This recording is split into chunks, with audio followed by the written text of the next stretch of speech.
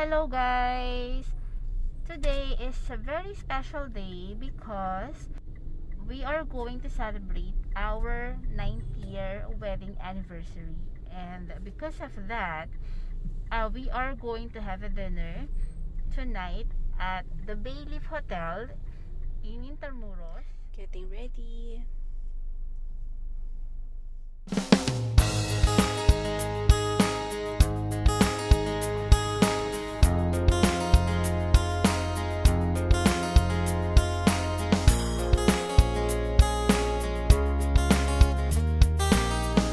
Guys, dito kami ngayon sa parking area ng Bayleaf. Naghihintay muna kami. Actually, nag-iisip kami kung anong gagawin kasi it's too early. Yung schedule ko kasi ngayon is 5:30 to 8. Yun pa yung schedule ko dun sa restaurant. Kasi from office ko para mga 10 minutes drive lang siya. So, sobrang lapit talaga. Well, yun din naman yung reason kung bakit ko napili itong restaurant na to. Not only because sobrang lapit nga lang din niya, it's because sabi nila dun based na sa mga nabasa ko reviews na masarap daw yung food and maganda yung location ng restaurant. Nasa roof deck ng Bayleaf Hotel yung restaurant. So maganda din yung view. Makikita mo yung buong Manila and sabi din nila masarap din yung food doon and tingnan natin kung masarap nga talaga siya. Ngayon, nag-anniversary kami. Ito yung first time na hindi ako nag-take na leave kasi nga, syempre, Call of Duty. Kailangan mong pumasok ngayon since may pandemic. And kulang kami sa tao sa office so wala talaga akong choice pumasok. So, ngayon, ang pwede ko na lang magawa is mag-dinner na lang. So, ito yung pinakamalapit sa office namin. Pagpasok mo ng Intramuros, turn right ka lang and makikita mo na kaagad yung hotel. So mamaya makukuha tayo ng picture. I'll show you what it looks like and I'll show you the menu and then the foods and tignan natin kung masarap nga ba talaga and tignan natin yung scene sa taas, yung view sa taas. Okay? As you can see guys, this is the Bayleaf Hotel building and from the parking we're now walking going to the hotel entrance. And of course, we have to do the online health verification before we enter the hotel premises. This is now the entrance of the hotel and the reception area. We are now at the penthouse of the building. And this is the restaurant, 9 Spoon. And this is the elevator where we came from. Sa tingin ko, ito na yung stairs going to the roof deck. And they have a picture here of what you can see at the roof deck. So, akit na tayo. This is what you can see at the roof deck. And nakikita nyo, hiwa-hiwalay rin naman yung mga table. May naka-reserve ng table for us and once we're seated, na-serve na rin kami ng water kagad. And guys, this is the view from our table. Pumipili na ng food si Habi, so let's check the menu. And the name pala ng restaurant is 9 Spoon. So let's check. Let's open the menu and this is what you can see. Majority from the menu are Filipino foods with a twist. They have their appetizers, their main entry, pastas, tacos, sandwich, hamburger if you like.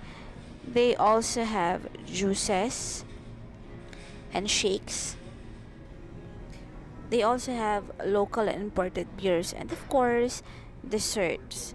They have cheesecakes, chocolates, tiramisu, and they also have pizzas, but unfortunately it's not available today because Rafael Restaurant is closed during Monday. And now we are looking at the menu for the alcoholic drinks. They have red wine, cocktails, bourbon, And they also have whiskeys. Let me share with you guys the view from the rooftop. The beautiful Manila. As you can see, that is the Manila City Hall, yung merong clock.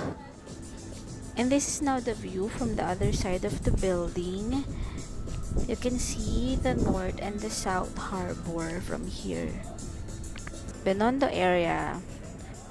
Guys, yung restaurant, pag nandito ko sa taas, makikita mo talaga yung buong Manila. Makikita mo yung Binondo, yung Manila City Hall, and then yung North and South Harbor sa other side. Nakakuha din ako ng konting sunset, pero medyo cloudy kasi ngayon, so hindi din masyadong maganda yung shot ko kanina. Tapos nakikita mo din yung mga old church dito sa Manila.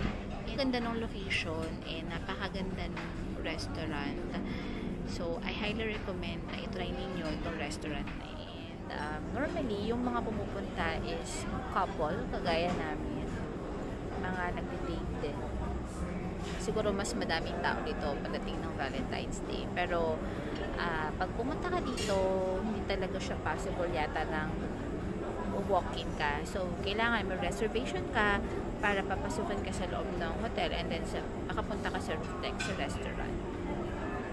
It's super nice here. Hinihintay ko na lang na tumili para makita ko yung view.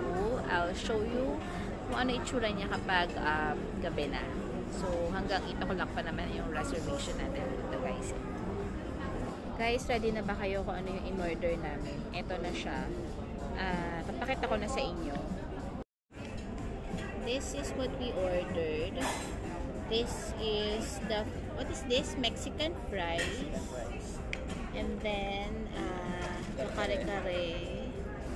And, my favorite, Blue Marlin. That's our food for tonight. Guys, kakain muna kami. So, mamaya sabihin ko sa inyo kung anong lasa niya.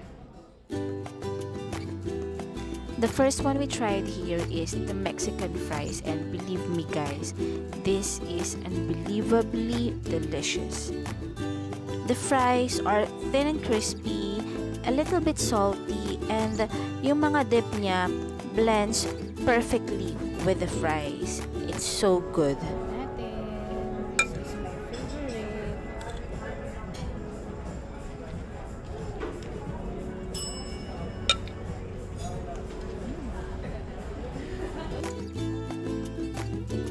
I think the Blue Marlin here was perfectly baked with the garlic, and take note ha, the garlic has skin, kaya sobrang tamis niya after niya mabake, and sobrang nag-jive yung combination ng garlic and then Blue Marlin and the laing on sides. Perfect. While here naman guys, the kare-kare was so soft, it was so tender, and super linamnam. Mapapa-rice ka talaga. The bagoong was not salty at all. Medyo manamis-namis siya. So, saktong-sakto yung lasa niya. At bagay na bagay siya dun sa kare-kare. And after a few minutes, guys, we are now happy and full. And these are now the finished product. Medyo, muntik na namin maubos yung pagkain. Dalawa lang kami, guys, ha. Kasi masarap talaga siya. Super full na ngayon guys. Magpapahinga muna kami bago namin pa-serve yung aming dessert na cheesecake. Sobrang sarap ng food ngayon. It's almost dark guys, and let me turn my camera to show you the view of Manila all the way up here. And this is the lights of Manila. You can see it's stunning. It's the Manila City Hall and the Binondo area. And I can say indeed that this is the place for affordable yet romantic dinner date for couples. Medyo bumaba na yung kinain namin guys, so we are now ready to dig in the dessert, and we ordered cheesecake. And it has strawberry, kiwi, grapes, and I think this is some melon, and this is lemon curd. Guys, this cheesecake is like a small version of a burnt past cheesecake, and this is incredibly delicious, and literally it melts in your mouth. Sobrang nag-jive yung mga fruits, and then yung lemon curd na kasama. Hindi siya nakakasawa, promise. And because of this one, parang gusto ko na tuloy gumawa nito at home. So, one time, i-vlog ko siya. Gagawa ako nito at home. I'm back, guys. And now, nasa car na ulit kami. We're going home now kasi tomorrow may pasok pa ulit ako. Maaga pa ako magigising. Kaming dalawa. I'm happy. Overall, super nag-enjoy kami ngayong araw na to. Because this is a special day for us. Because super sarap nung pagkain at super ganda nung view sa roof deck or sa penthouse nung hotel, yung mismo restaurant. And yung kanilang mga server, napakabait, napaka-attentive, and sunod-sunod din naman nila yung COVID protocols. Para sa akin hindi siya ganun ka-pricey kasi sulit naman siya dahil masarap siya. Depende lang kasi din sa location niya. Well, nasa gitna ng Intramuros yung restaurant, nasa isang magandang hotel, so probably ganun talaga yung price niya. Nagre-range ng mga 400 to 500 per meal. And para sa akin, sulit na rin naman siya. If you guys are looking for something na pupuntahan for this coming Valentine's Day, I suggest and I highly recommend try this restaurant, Roof Deck at the Bayleaf Hotel. Right now, magbababay muna ako kasi we have to go home na because it's getting late. It's actually 7:37 in the evening. And may pasok pa kami bukas. So, we have to get in a hurry. We have to go home now. So, babay muna for now. Until my next vlog. Thank you for watching, guys.